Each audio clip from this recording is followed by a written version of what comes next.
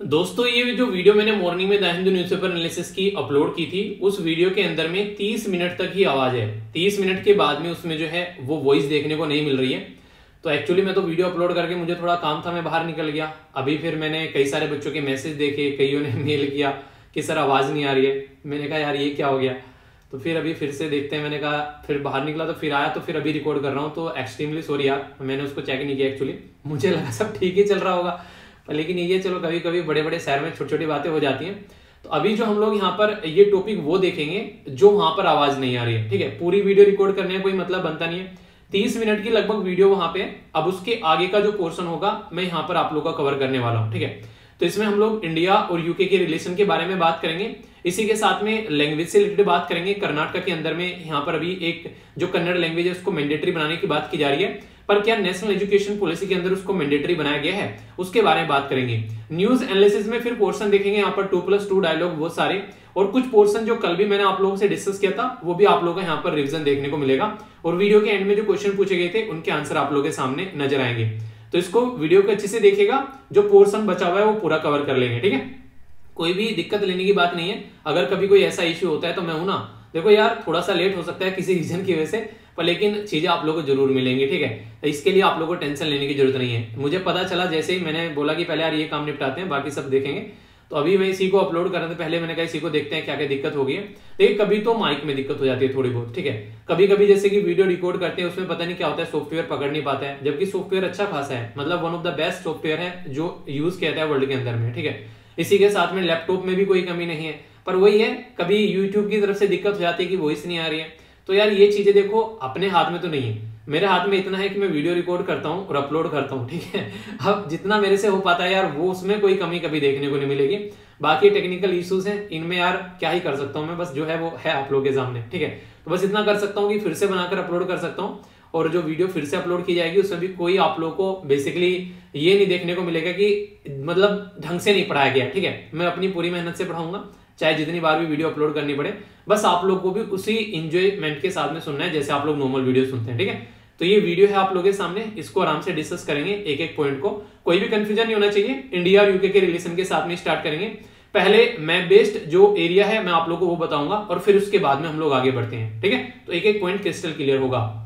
तो यहां पर आप लोगों को पता होना चाहिए ये होगी अपनी प्यारी कंट्री, और यहां से आप लोग जाओगे तो आप लोग को यूके देखने को मिलेगा। तो इंडिया और यूके के रिलेशन के बारे में हम लोग बात करने वाले हैं। यूके कुछ समय पहले तक यहां पर पार्ट हुआ करता था यूरोपियन यूनियन का, पर लेकिन अब यहां पर ब्रेक्जिट के बाद में ये बाहर निकल गया, और ब्रेक्जिट का मतलब होता है ब्रिटेन का यूरोपियन यूनियन से एग्जिट, तो इसीलिए उसका नाम रखा गया ब्रेक्जिट। ठीक है, तो ये पूरा यूरोपियन यूनियन हो गया, और यहां पर ये हो गया आप लोगों के सामने है यूके। यूके को लेकर कई सारे बच्चों के माइंड में कई बार कंफ्यूजन रहता है, हालांकि ये बातें मैं आप लोगों को हजारों बार बता चुका हूं अगर रेगुलर आप लोग वीडियो देख रहे होंगे, पर फिर भी एक थोड़ा सा आइडिया आप लोग इसके बारे में रखिएगा।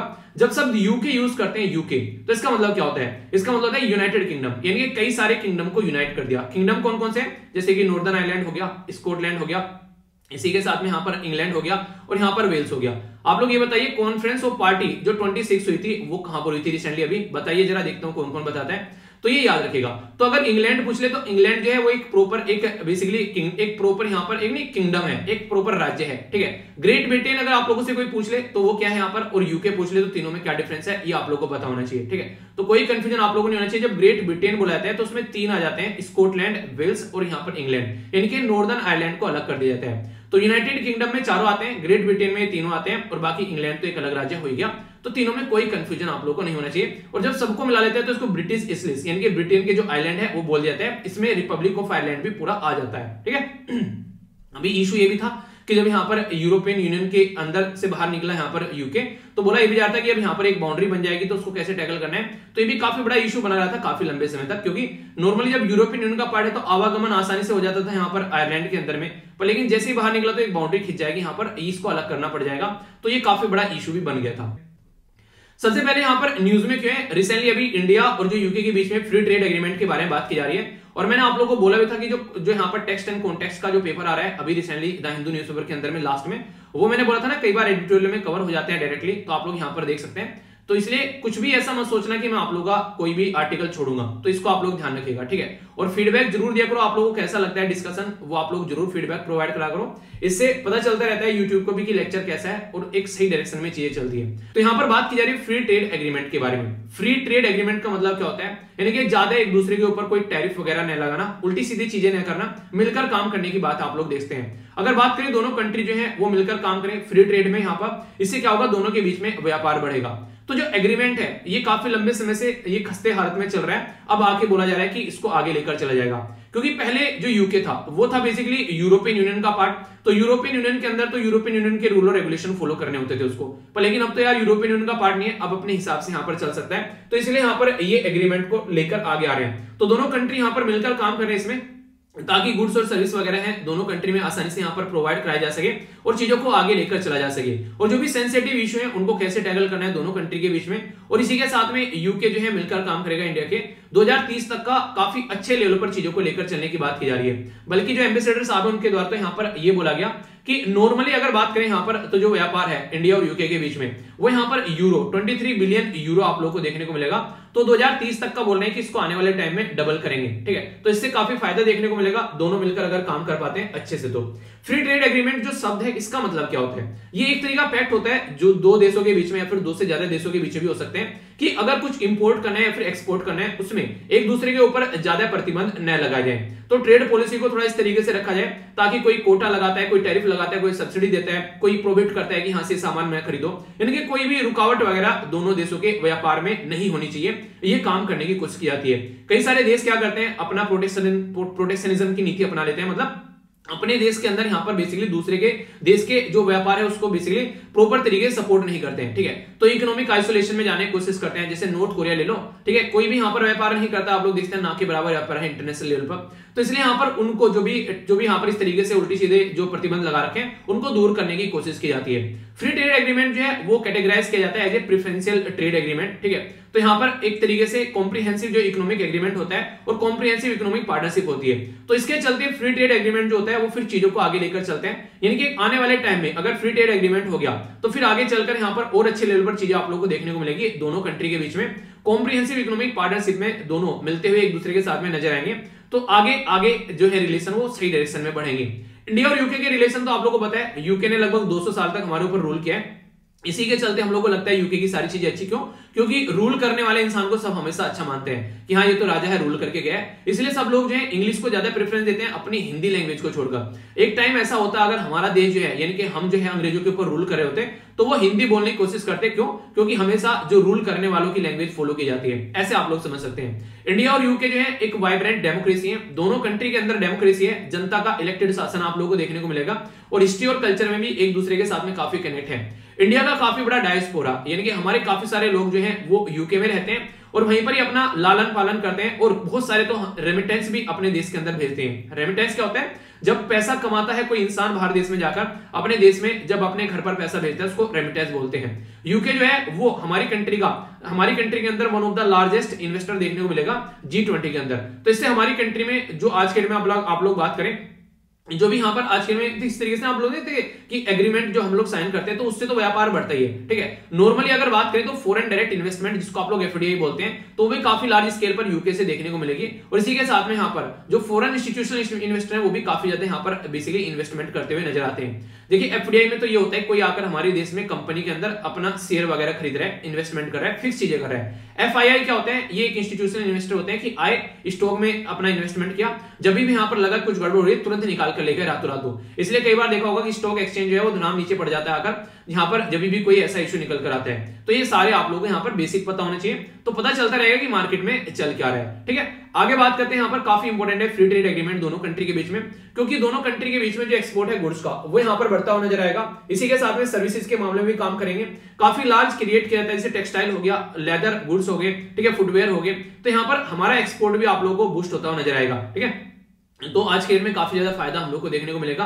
मेरीन जो प्रोडक्ट होते हैं मछली वगैरह या फिर झींगे वगैरह ये सारी चीजें तो काफी लार्ज स्केल पर प्रोटीन का सोर्स माना जाता है यूके जैसी कंट्री में इनको, तो वो यहाँ पर इसको भी खरीदते हुए नजर आएंगे। तो 56 जो मैरीन यूनिट है इंडिया की, उनको रिकॉग्नाइज की जा रही है। तो आने वाले टाइम में ये भी प्रोडक्ट बढ़ेगा यहाँ पर, और खासकर साउथ इंडिया के जो हमारे राज्य हैं उनका एक्सपोर्ट बढ़ता हुआ यहाँ पर नजर आएगा। ठीक है, इसी के साथ में यहाँ पर सर्विसेज पर भी फोकस किया जाएगा। ये तो गुड्स हो गए, सामान वगैरह। सर्विसेज में हमारी कंट्री से काफी ज्यादा सर्विस प्रोवाइड कराई जा सकती है। ठीक है, ट्रांसपेरेंट माइंड में हम तो आईटी हब है हमारी कंट्री, तो हम लोग उसको लेकर चल सकते हैं। तो काफी अच्छे से कंपटीशन भी आप लोगों को देखने को मिलेगा इंटरनेशनल लेवल पर, तो एक दूसरे को सपोर्ट प्रोवाइड करा सकते हैं। इसमें क्या है, जैसे आईटी हो गया यानी कि इंफॉर्मेशन टेक्नोलॉजी, आईटीएस हो गया जैसे कि इंफॉर्मेशन टेक्नोलॉजी इनेबल्ड सर्विस, यानी कि वो सर्विसेज जहां पर इंफॉर्मेशन टेक्नोलॉजी का यूज किया जाता है। Nursing, education, health care, Ayush, ये ऑडियो विजुअल सर्विस, यानी कि बहुत सारी ऐसी आप लोगों को यहाँ पर सर्विस देखने को मिलेगी जो इंडिया प्रोवाइड करा सकता है। ठीक है, वीजा रिस्ट्रिक्शन के इशू पर बात कर सकते हैं कि वीजा के ऊपर कोई रिस्ट्रिक्शन न लगाए, तो ये भी एक इंपॉर्टेंट मुद्दा दोनों कंट्री में देखने को मिल सकता है।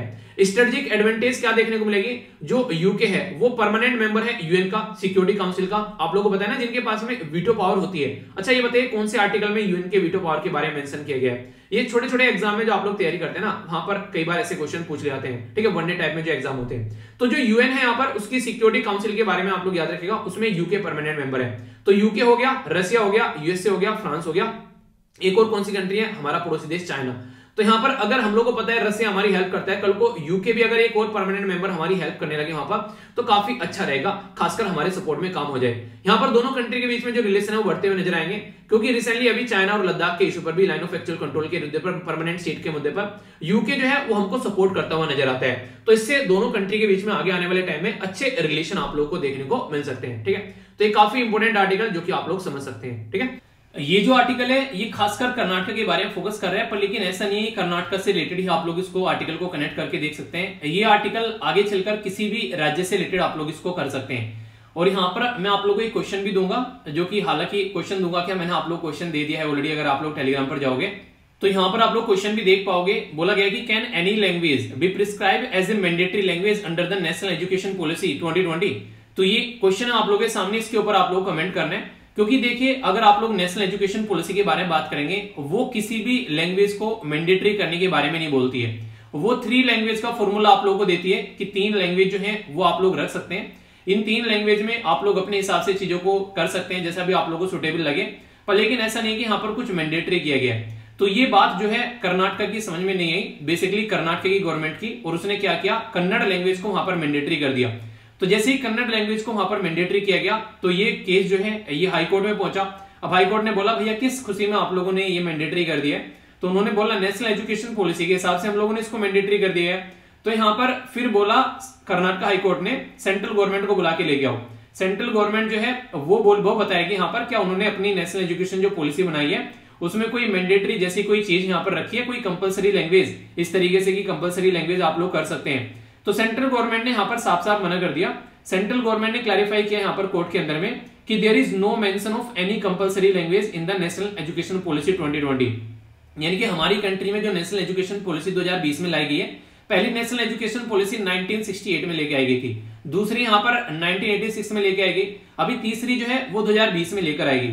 तो यहाँ पर सेंट्रल गवर्नमेंट ने साफ साफ बोल दिया कि भाई साहब ऐसा कुछ भी नहीं है, ये सब मनगढ़ंत कहानियां हैं, इसका वास्तविक जीवन से कोई संबंध नहीं है, और अगर है भी तो इसे मात्र एक संयोग कहा जाएगा। तो इसके चलते अभी ये इश्यू यहाँ पर देखने को मिल रहा है कि कर्नाटक की जो गवर्नमेंट के द्वारा जो स्टेप उठाया गया है वो बिल्कुल सही नहीं है। यानी कि हाई कोर्ट के हिसाब से माने तो उसने बेसिकली ये बोल दिया कि जो आप लोग बोल रहे हैं कि अंडर ग्रेजुएट कोर्स के अंदर में कि हम लोग क्या करेंगे, कंपलसरी लैंग्वेज बनाएंगे कन्नड़ को, वो बिल्कुल सही नहीं है, और वो भी स्टार्टिंग के 4th सेमेस्टर के अंदर में।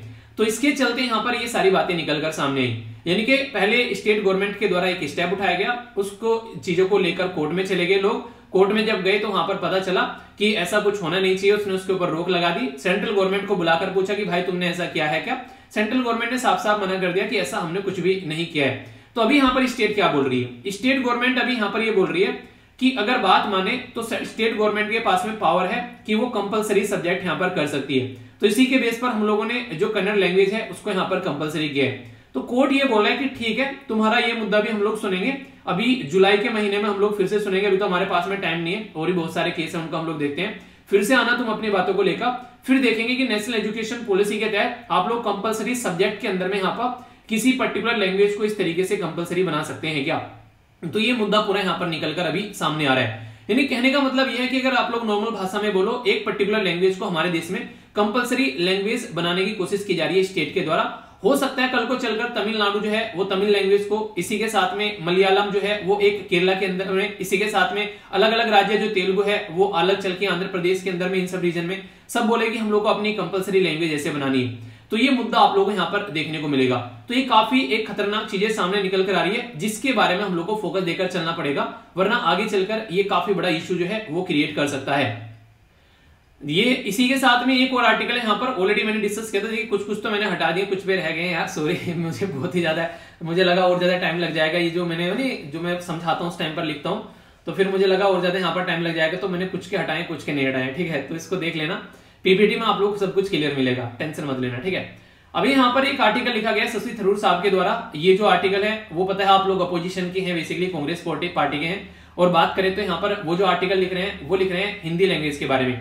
अमित शाह जो कि हमारी कंट्री के होम मिनिस्टर साहब हैं, उनके द्वारा अभी एक स्टेटमेंट दिया गया कि हमारे देश में इंग्लिश जो है वो सब राज्यों को कनेक्ट करने के लिए एक लैंग्वेज है, पर क्यों ना हम लोग इंग्लिश को उस लैंग्वेज में से हटा के हम लोग उसको हिंदी से रिप्लेस कर दें कि हिंदी जो है वो हमारी कनेक्टिंग लैंग्वेज बन जाए। आप लोग बोलोगे हिंदी में ऐसा क्या है, उसको कनेक्टिंग लैंग्वेज बनाने की बात की जा रही है। देखिए अगर हिस्ट्री आप लोग उठाकर देखोगे तो लैंग्वेज जो है वो एक काफी इंपॉर्टेंट मीडियम माना जाता है लोगों को कनेक्ट करने का।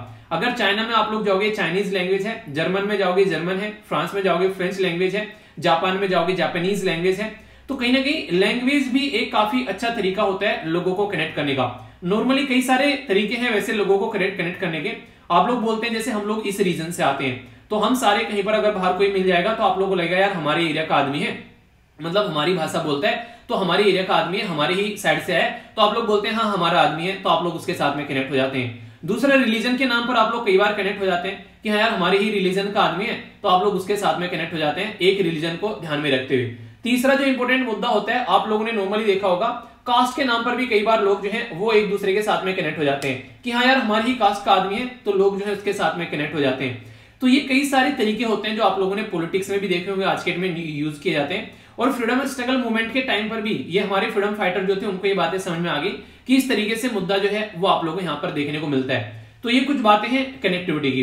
तो अब यहाँ पर ये बोला जा रहा है, जैसे यहाँ पर अगर साउथ में जाओगे तो पहले ऊपर क्या लिखा हुआ है, यहाँ पर ये पहले इंग्लिश में लिखा रहता था, यहाँ पर चेन्नई, अभी यहाँ पर नीचे तो मान लीजिए तमिल में लिख दिया, ऊपर यहाँ पर क्या लिख दिया, ऊपर यहाँ पर हिंदी में लिख दिया।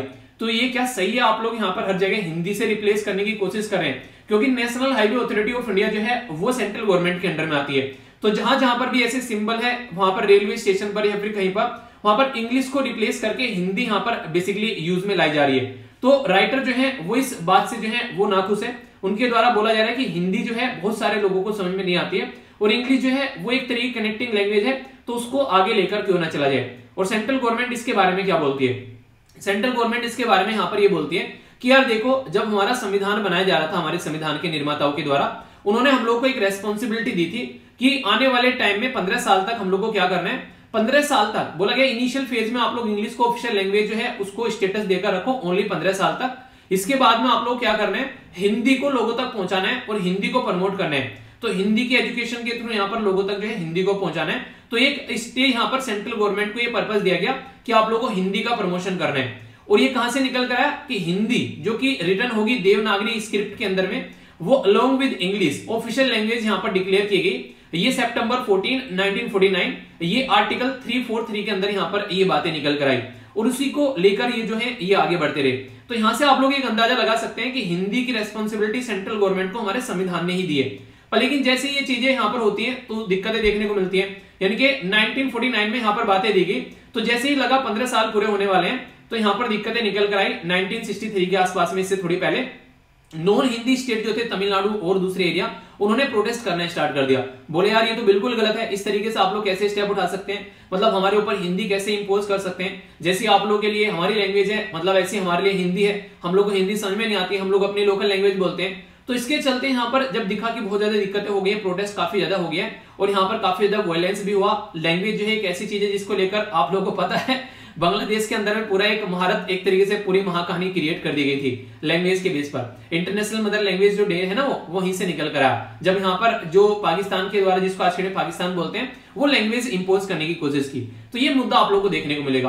तो ऑफिशियल लैंग्वेज एक्ट जो है वो 1963 का, उसके बारे में जब आप लोग बात करते हैं तो ये लेकर आया गया और इसमें इंग्लिश को कंटिन्यू किया गया विद हिंदी, यानी कि हिंदी चलेगी, उसके साथ में इंग्लिश भी चलेगी ऑफिशियल लैंग्वेज के तौर पर। तो ये चीजें आप लोग यहाँ पर देखने को मिलती है। तो ये जो सारी रेस्पॉन्सिबिलिटी है वो सेंट्रल गवर्नमेंट को दी गई है। सेंट्रल गवर्नमेंट जो है वो जबरदस्ती यहाँ पर नहीं कर रही है। और इसी के साथ में आप लोग को देखने को मिलेगा आर्टिकल, आप लोग जरूर याद रखिएगा, आर्टिकल 343 है जो कि आप लोग याद रखते हैं इन सब चीजों से रिलेटेड, जो कि ऑफिशियल लैंग्वेज के बारे में बात करते हैं। आर्टिकल 351 यूनियन गवर्नमेंट, यानी कि जिसको सेंट्रल गवर्नमेंट बोलते हैं, हिंदी लैंग्वेज को डेवलप करना है, उसके बारे में यहाँ पर बात करता है। और इसी के साथ में 8th शेड्यूल में जब आप लोग जाएंगे तो टोटल मिलाकर 22 लैंग्वेज है। ओरिजिनली उसके अंदर अगर 8वें शेड्यूल में आप लोग जाएंगे तो आप लोगों को यहाँ पर 14 लैंग्वेज देखने को मिलती थी, पर लेकिन इसमें 8 लैंग्वेज और ऐड कर दी है। आज के डेट में 22 लैंग्वेज इसके अंदर हो चुकी है। अब वो कैसे कैसे ऐड की गई है, क्या क्या चीजें, वो भी आगे भी मैं आप लोग को बताऊंगा। तो पूरा मुद्दा यहाँ पर ये निकल कर आ रहा है, जिसको आप लोग समझ सकते हैं। तो कोई भी कंफ्यूजन यहाँ पर नहीं आप लोग को होना चाहिए। बाकी जो नेक्स्ट अभी आगे डिस्कस करूंगा वो मैंने कल भी डिस्कस किया था थोड़ा सा, अगर किसी को इंटरेस्ट है तो आप लोग सुन सकते हैं, वरना आप लोग उसको स्किप कर सकते हैं, क्योंकि वो बेसिक पूरा पोर्शन है लैंग्वेज के बारे में, कहां से क्या क्या क्वेश्चन पूछे गए, ठीक है। और अब मुझे टाइम मिला है थोड़ा सा दूसरी वीडियो बनाने का, तो मुझे लगा थोड़ा सा डिटेल में इसको एंजॉय कर लेता हूं मैं। उन्हें क्या, मेरे पास फुल टॉक टाइम है बाबा, मुझे इस्तेमाल करने दो। तो चलिए कोई नहीं, जो भी है चीजें थोड़ा सा रिविजन भी आप लोगों का हो जाएगा, ठीक है। तो इन चीजों को भी एक एक कर देख लेते हैं। तो ये काफी इंपॉर्टेंट टॉपिक बन जाता है। और अगर बात करूं, इससे क्वेश्चन भी पूछा गया कई बार आप लोगों से एग्जाम में, लैंग्वेज के बारे में अगर पर्सनली मैं आप लोगों से बातें करूं, जैसे यहाँ पर क्वेश्चन आप लोगों से पूछा गया था कि यूनेस्को जो है उसके द्वारा ऑब्जर्व किया था 21 फरवरी इंटरनेशनल मदर लैंग्वेज डे के रूप में 2000 से। तो ये बोला गया था कि ये जो आइडिया है इंटरनेशनल मदर लैंग्वेज डे जो सेलिब्रेट करने का, ये किस कंट्री से यहाँ पर लिया गया।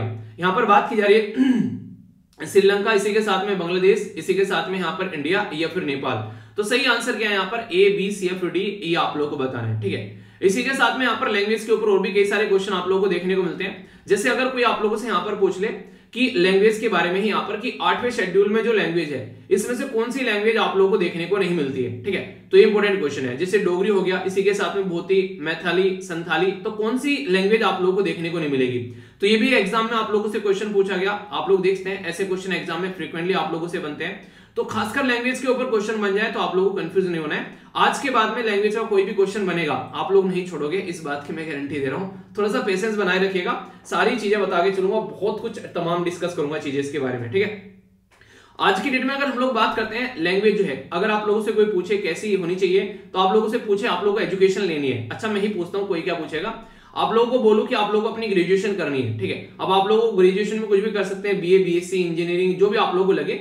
तो उसमें आप लोगों से पूछा जाए ऑप्शन कि आप लोग किस लैंग्वेज में करेंगे, जो आप लोगों की लोकल लैंग्वेज है, या फिर जो आप लोगों को एक पर्टिकुलर इंग्लिश में अगर बोला जाए तो इंग्लिश आप लोग अडॉप्ट करोगे, तो कौन सी लैंग्वेज आप लोग लेकर चलोगे।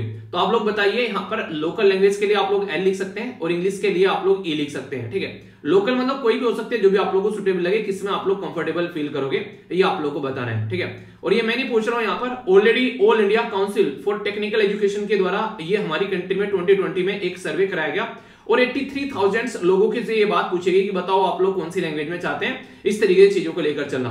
तो 44% जो स्टूडेंट है उनके द्वारा फेवर में वोट किया गया कि वो चाहते हैं कि एक तरीके से उनकी जो मदर टंग होती है उसी में वो अपना टेक्निकल बेसिकली एजुकेशन भी लें। आखिर इसमें फायदा क्या होगा, आप लोग ये समझिए, बहुत सारे लोकल एरिया में आप लोगों को तमाम ऐसे इंजीनियर मिल जाएंगे जिनको आप लोग बोल सकते हैं वाह यार क्या कमाल का आदमी है। एक छोटी सी स्टोरी मैं आप लोगों को सुनाता हूं, सुनकर आप लोग कोरिलेट कर पाएंगे। यहाँ पर एक पर्टिकुलर बहुत बड़ा ये माना था कि बहुत ही एक इंपॉर्टेंट मशीन थी एक पर्टिकुलर कंपनी के अंदर में, जिसके ऊपर कंपनी का सारा सामान बेसिकली एक तरीके से बनता था और वो मशीन जो है वो ठप पड़ गई। तो उसकी वजह से कंपनी का जो सामान है वो बनना बंद हो गया वहां पर। तो यहाँ पर अच्छे अच्छे मैकेनिक बुला लिए, कोई भी मैकेनिक वहां पर काम करने के लिए नहीं आया।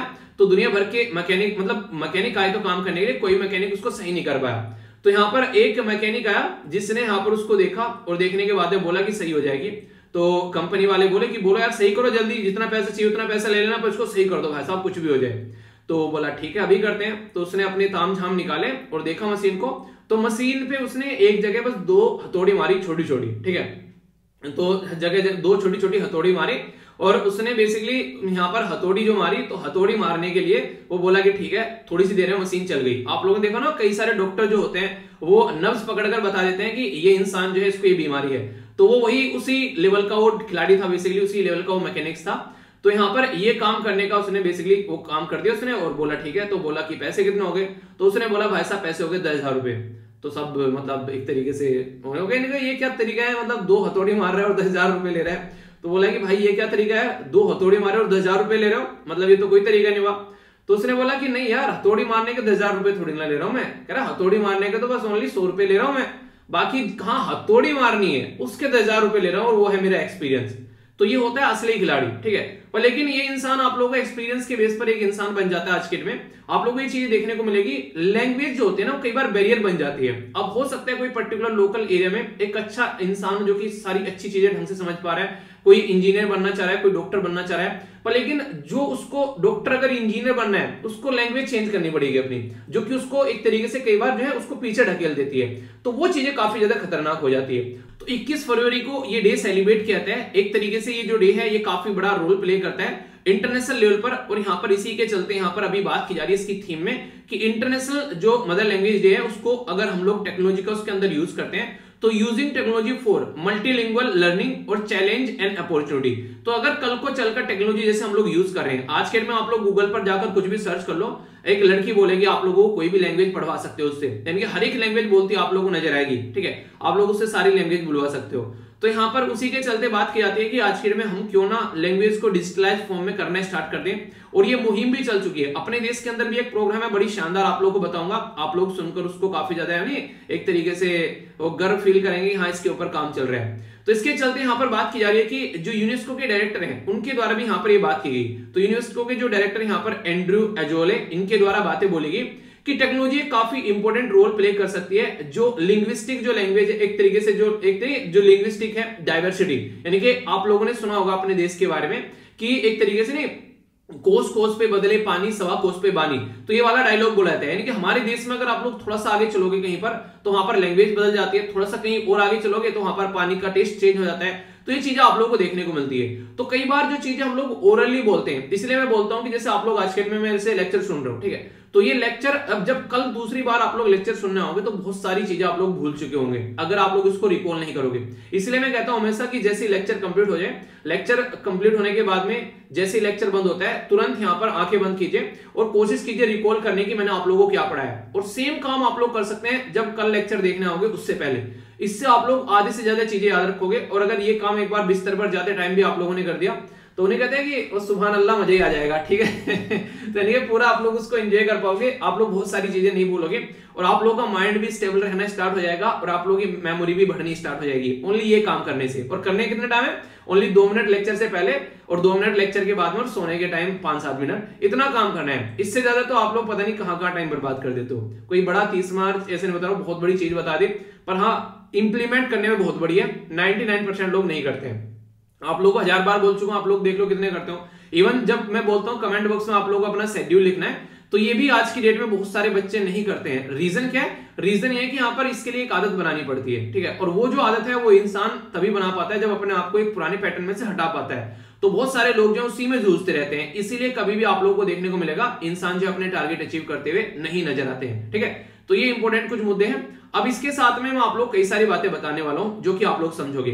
मैंने आप लोगों से यहां पर बात की किसके बारे में, इंटरनेशनल लैंग्वेज डे के बारे में। इसी के चलते एक और डे आप लोगों को देखने को मिलेगा, हमारे देश में भी हिंदी दिवस हम लोग सेलिब्रेट करते हैं। इसी के बेस पर एक और टॉपिक कवर कराऊंगा कि 8वें शेड्यूल में जो लैंग्वेज है उसके बारे में हम लोग बातें करेंगे। इसी के बेस पर यहां पर आप लोगों से मैं बातें करूंगा यहां पर हमारी कंट्री में क्लासिकल लैंग्वेज क्या होती है, ठीक है। तो यानी कि आप लोगों से यहां पर बहुत सारे टॉपिक इसके अंदर मैं कवर कर दूंगा, ताकि लैंग्वेज के बारे में कोई कुछ पूछ ले आप लोगों से तो आप लोग कभी भी शर्माए घबराए ना, और आप लोगों के 2 नंबर पक्के करवा देगा ये अकेला यहां पर आर्टिकल जो है, ठीक है। इसके अंदर कई सारी चीजें जब कवर हो जाएंगी तो लैंग्वेज के बारे में कुछ भी चीजें आएंगी तो अब आप लोग यहाँ पर दिक्कत में नहीं आएंगे कभी भी, ठीक है।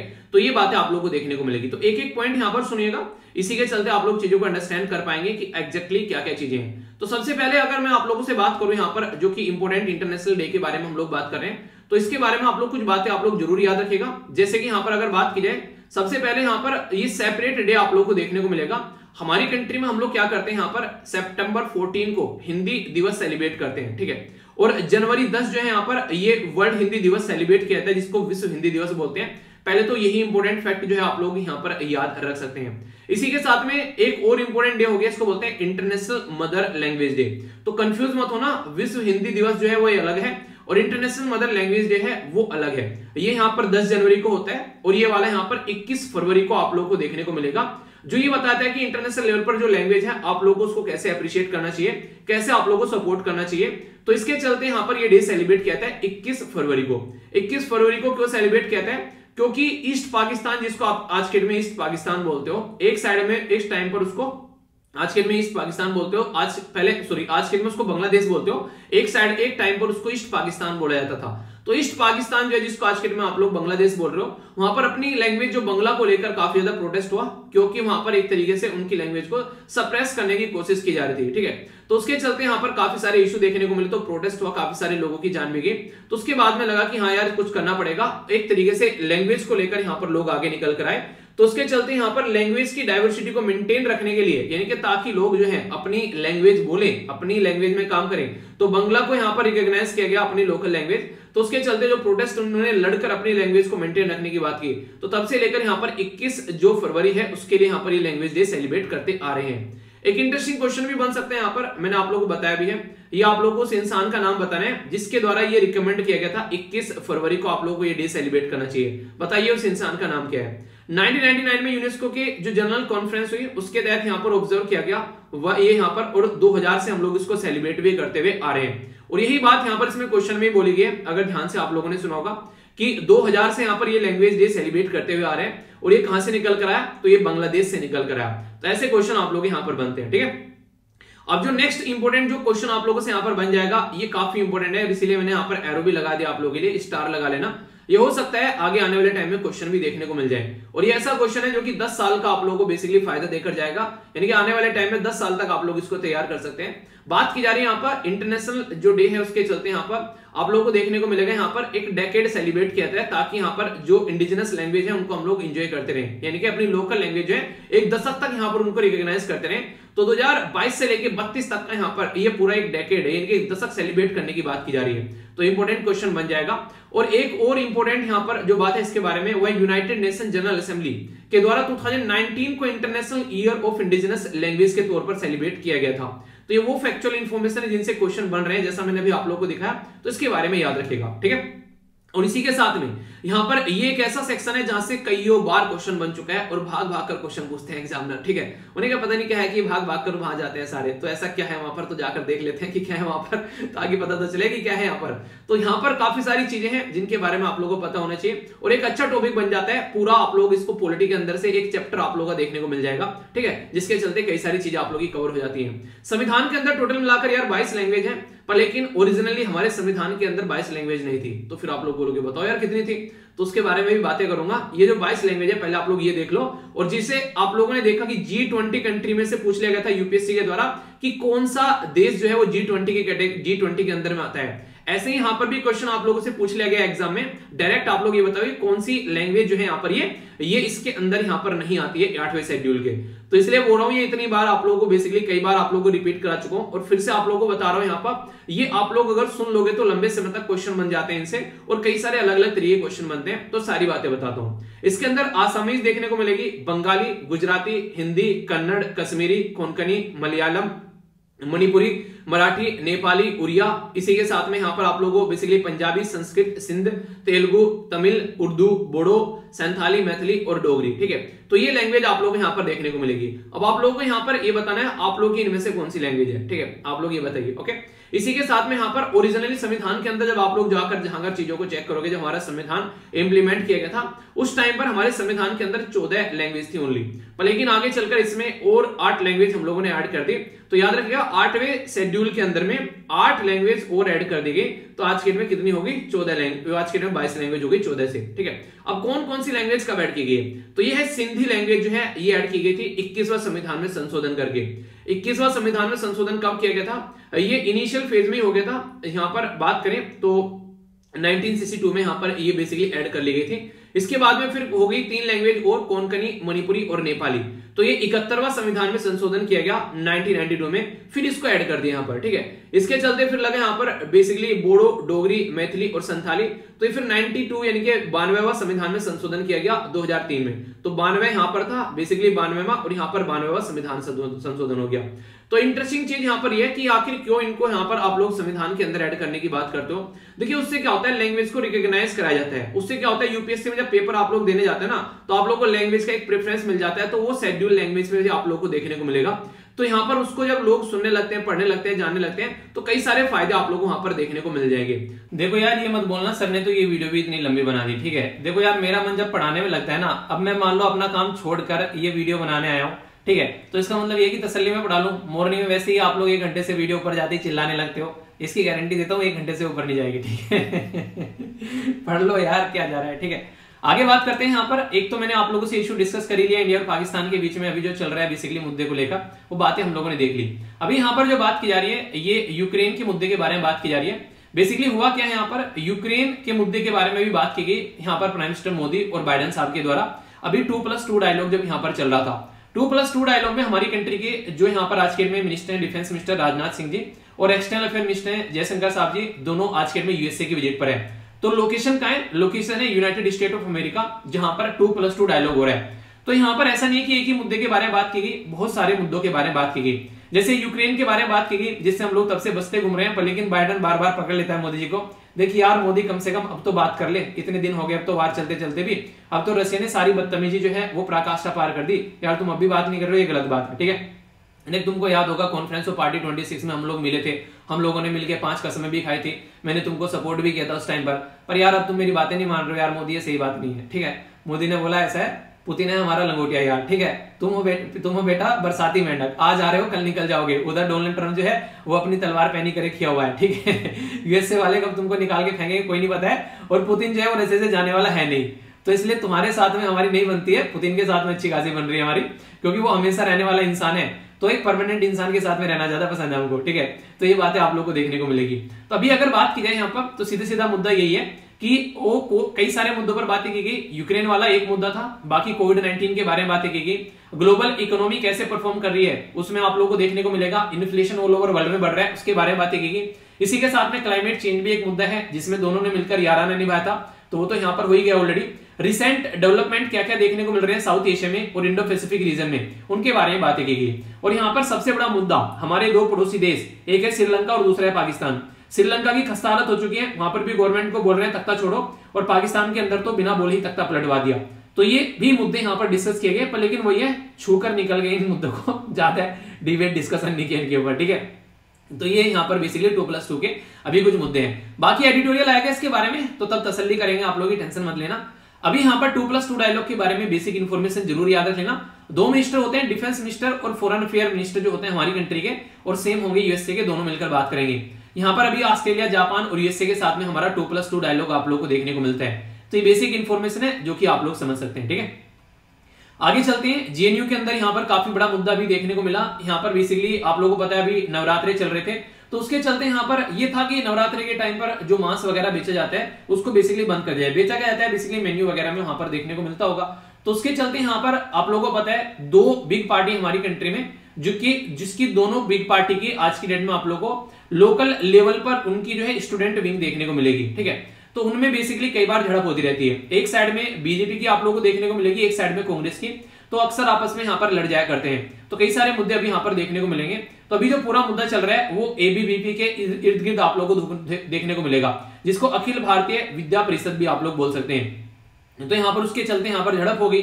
और फिर आप लोगों को पता है यहाँ पर ये ऐसे मुद्दे होते हैं रिलीजन, खान पान, मीट, ये सारे, जिनके ऊपर फिर यहाँ पर सर पर फूट जाया करते हैं। और जेएनयू तो वैसे भी आप लोगों को पता है इन सब चीजों के लिए फेमस है, तो उसी के चलते यहाँ पर अभी ये इशू देखने को मिल रहा है। तो ये है बेसिकली हल्का सा एक आइडिया रख सकते हैं, एग्जाम में तो कोई आप लोगों से नहीं पूछेगा, पर लेकिन हाँ कई सारे ऐसे फैमिली मेंबर जेएनयू से भी हैं, कई बार मैंने देखा है, कई बार मेल करते हैं, तो वो आप लोग देख सकते हैं। थोड़ा सा अपना ध्यान रखना, दिक्कतें ना देखने को मिले, ठीक है। अभी यहाँ पर ये बेसिकली एक प्लान तैयार किया जा रहा है दिल्ली को डेवलप करने के लिए 2041 तक का लॉन्ग टर्म प्लान है। यहाँ पर ये बेसिकली इसको बोला गया मास्टर प्लान फॉर दिल्ली 2041। तो ये जो मास्टर प्लान है यहाँ पर, इसमें काफी कुछ यहाँ पर इनके द्वारा काम किया जा रहा है। तो इसके चलते यहाँ पर बोला जा रहा है कि ये जो ड्राफ्ट है, ड्राफ्ट मतलब एक ढांचा जो तैयार किया जा रहा है, तो यहाँ पर बोला जा रहा है इसको बोला गया कि to be placed before authority soon. तो यहाँ पर डीडीए यानी कि दिल्ली डेवलपमेंट अथॉरिटी जो है उसके चलते यहाँ पर ये काम देखने पड़ेगा। अप्रूवल जाएगा यहाँ पर बेसिकली सेंट्रल गवर्नमेंट से, तो after approval document will be forward to central government, और सेंट्रल गवर्नमेंट में जो यहाँ पर बेसिकली एलजी है देखेंगे चीजों को, और फिर आगे यहाँ पर देखेंगे कैसे कैसे चीजों को तैयार किया जाता है आगे आने वाले टाइम में। इसके बारे में जो बेसिक इन्फॉर्मेशन है वो आप लोग यहाँ पर याद रखेगा। एक छोटी सी स्टेटमेंट मैंने शेयर कर रखी है, बेसिकली टेलीग्राम के ऊपर जब आप लोग जाएंगे तो आप लोग यहाँ पर जाकर एनसीआर लिखेगा, ठीक है, एनसीआर। ओके, तो यहाँ पर आप लोगों के सामने एनसीआर पूरा खुलकर आ जाएगा, पूरा एनसीआर आप लोग देख पाएंगे यहाँ पर, ये है पूरा एनसीआर। ये एक छोटी सी स्लाइड है जिसमें एनसीआर के बारे में मैंने काफी कुछ यहाँ पर डिस्कस कर रखा है, सारी चीजें आप लोग को देखने को मिल जाएगी नेशनल कैपिटल रीजन के बारे में। तो इसको आप लोग देख लीजिएगा एक बार, इसको मैं फॉरवर्ड भी कर दूंगा फिर से टेलीग्राम के ऊपर, तो इसको आप लोग देख लेना। तो वही बातें हैं सारी यहाँ पर बेसिकली जो डिस्कस की गई है, ठीक है। बाकी यहाँ पर आंध्र प्रदेश में नए कैबिनेट अभी देखने को मिल रहे हैं, तो यहाँ पर 25 मिनिस्टर जो है उनके द्वारा ओथ ली गई, तो वो सब चीजें यहाँ पर गवर्नर हैं जिनके साथ में बात कर, इनके चीफ मिनिस्टर जो है वाईएस जगनमोहन रेड्डी साहब जो है वो गवर्नर हैं बिस्वा भूषण के साथ में बैठकर अभी बात कर रहे हैं, ठीक है। तो ये बेसिकली थोड़ी सी इंफॉर्मेशन जो आप लोग समझ सकते हैं। माइक्रोप्लास्टिक देखने को मिली यहाँ पर कावेरी रिवर के अंदर में, ठीक है। तो यहाँ पर ये इससे चलते फिश के ऊपर काफी इंपैक्ट पड़ सकते हैं। माइक्रोप्लास्टिक मतलब प्लास्टिक के बहुत ही महीन महीन छोटे छोटे टुकड़े आप लोग यहाँ पर बोल सकते हैं। तो इसके चलते अगर ये फिश के अंदर जाती है तो आप लोग समझ सकते हैं फिश इंसान खाएगा, इंसान के अंदर जाएगी तो एक फूड साइकिल के अंदर बेसिकली घुस जाती है, तो ये काफी बड़ी दिक्कत जो है वो आने वाले टाइम में क्रिएट कर देती है। तो इसके चलते आज के डेट में आप लोग जो भी खाते पीते हैं उस पर थोड़ा ध्यान रखा कीजिए, क्योंकि आज की डेट में कोई भी चीज ऐसी नहीं है जिसको आप लोग आंख बंद मूंद कर बेसिकली खा सकते हैं, कोई ना कोई इशू आप लोग को देखने को मिल सकता है। तो उसी के चलते यहाँ पर ये स्टडी की गई है जो basically Indian institute of science के द्वारा, जो कि यहाँ पर ये सारी बातें बताता है, बेंगलुरु है इंडियन इंस्टीट्यूट ऑफ साइंस, ठीक है। तो आने वाले टाइम में और भी इश्यूज यहाँ पर देखने को मिल सकते हैं। कावेरी रिवर वैसे भी काफी इंपोर्टेंट है यहाँ पर, कावेरी रिवर को पता है आप लोग कई बार यहाँ पर न्यूज में भी रहती है, ठीक है। कहाँ से ओरिजिनेट होती है कावेरी रिवर, थोड़ा सा इसके बारे में जाकर पढ़िएगा, वैसे पहले मैंने कई बार आप लोग को बताया, फिर टाइम मिलेगा फिर देख लेंगे किस दिन, ठीक है। बाकी यहाँ पर ये ओके तो हो गया। बाकी यहाँ पर नीति आयोग के द्वारा एनर्जी एंड क्लाइमेट इंडेक्स जो है वो यहाँ पर प्रस्तुत किया गया। तो एनर्जी और क्लाइमेट इंडेक्स जो है जो इनके द्वारा प्रस्तुत किया गया, ये 6 पैरामीटर को यहाँ पर लेकर चल रहा है, यानी कि एनर्जी और क्लाइमेट इंडेक्स में अलग अलग राज्य जो हैं वो कैसा परफॉर्म कर रहे हैं, ये नीति आयोग यहाँ पर बताने की कोशिश कर रहे हैं। तो इसमें सबसे टॉप पर गुजरात, फिर केरला, फिर पंजाब, अभी 3 यहाँ पर टॉप परफॉर्मेंस के राज्य आप लोगों को देखने को मिलेंगे। तो ये जो पैरामीटर है इसके चलते आगे आने वाले टाइम में और भी अच्छी अच्छी चीजें देखने को मिल सकती हैं, और इस तरीका पैरामीटर प्रस्तुत करने का मतलब ये होता है कि चीजों को अच्छे लेवल पर लेकर चलना, ठीक है। तो ये आप लोगों के सामने यहाँ पर चीजें निकल कर आ रही है। तो स्टेट और यूनियन टेरिटरी को यहाँ पर ध्यान में रखते हुए इसमें चीजों को लेकर यहाँ पर चला जा रहा है। इसमें यहाँ पर परफॉर्मेंस कैसी है, एनर्जी इफिशिएंसी कैसी है, इन्वायरमेंट कैसा है, वो सब मुद्दों को यहाँ पर इंक्लूड करके चला गया है। तो ये बेसिक इन्फॉर्मेशन है, ठीक है। आगे बात करते हैं, रसिया में पुतिन जो है मानने के लिए तैयार नहीं है और जेलेंस्की बोल रहे हैं ये इंसान मानेगा नहीं, ठीक है। आगे और भी दिक्कतें देखने को मिल सकती है। पाकिस्तान में जैसे रिजीम चेंज हुआ, चाइना को लगा कुछ दिक्कत हो सकती है, तो चाइना कंफर्म कर रहा है कि नई गवर्नमेंट आने से हमारे ऊपर इसका कोई दिक्कत नहीं पड़ेगी। तो वो तो आगे बताएगा दिक्कत पड़ेगी या नहीं पड़ेगी, फिलहाल के मुद्दे पर अभी इसको कंफर्मेशन लेने की कोशिश कर रहे हैं, ठीक है। तो एक छोटा सा इन्फॉर्मेशन है। बाकी सुडोकू है आज का, जो कि 5 स्टार वाला है, आप लोग इसको देख सकते हैं। तो आप लोग इसके बारे में क्या बेसिकली राय रखते हैं अपने, आप लोग बता सकते हैं, देखता हूं कौन कौन इसको फुलफिल करता है, ठीक है। आगे बात करते हैं यहाँ पर, ये है आज की बेसिकली एसएलवी कमांडो संजू कुमारी, जिनके द्वारा अच्छे से आंसर यहाँ पर दिए गए। तो आप लोग भी यहाँ पर अच्छे से आंसर दिया कीजिए, अच्छा लगता है जब आप लोग पार्टिसिपेट करते हैं, ठीक है। मेरे अंदर और कॉन्फिडेंस आता है, ओवर कॉन्फिडेंस नहीं, और कॉन्फिडेंस यानी कि और ज्यादा कॉन्फिडेंस, ठीक है। तो यहाँ से जाकर यार पीडीएफ डाउनलोड कर लेना, अगर फिर से आवाज नहीं आई तो फिर से बताना, फिर से रिकॉर्ड करूंगा, टेंशन मत लेना जब तक आवाज नहीं आएगी। और ये बहुत लंबा दंगल चलेगा, अरे तोड़ा हमारा, जब तक तोड़ेंगे नहीं तब तक छोड़ेंगे नहीं, ठीक है। तो ये है सारा आज का ये लेक्चर, मैं आशा करता हूँ आप लोगों ने इसको एंजॉय किया होगा। अगर हाँ तो बताएगा, वीडियो को लाइक कर बता सकते हैं, वरना डिसलाइक कर सकते हैं, और पीडीएफ टेलीग्राम से जाकर डाउनलोड कर लेना। तो बड़ों को नमस्ते, छोटों को प्यार, छोटी सी लाइफ में एंजॉय कर, मिलता हूँ नेक्स्ट लेक्चर में, तब तक के लिए जय हिंद।